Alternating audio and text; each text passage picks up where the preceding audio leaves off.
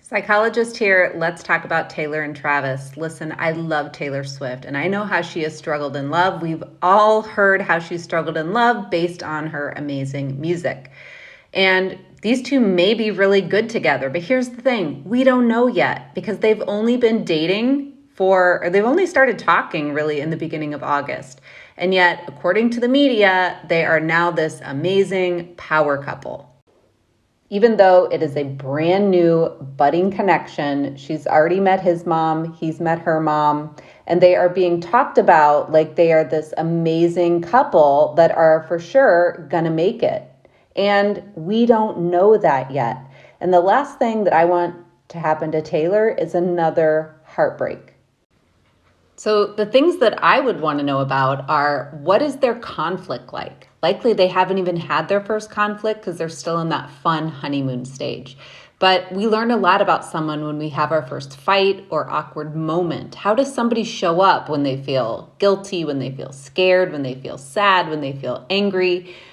Do they display any of the four horsemen, which is what Dr. John Gottman, a relationship psychologist and researcher, found to be the biggest predictors of divorce and relationship disillusionment?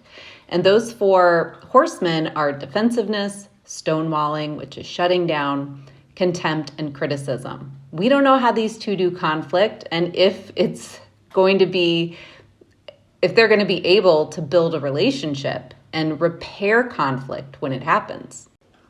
We don't know much about their communication. It seems to me like Taylor's probably a really great communicator just based on the way that she writes and what she says in her music, but how she shows up personally in her relationships, it's hard to know.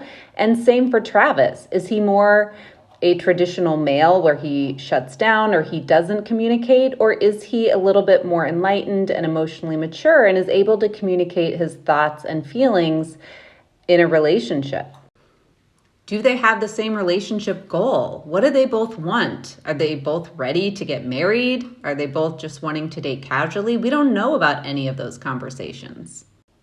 And what about accountability? Can each of them apologize when they're wrong? Can they own their part in relationship dynamics? Because in a relationship, if even one person can't do that, it can't grow, it can't thrive, and it's not going to be healthy.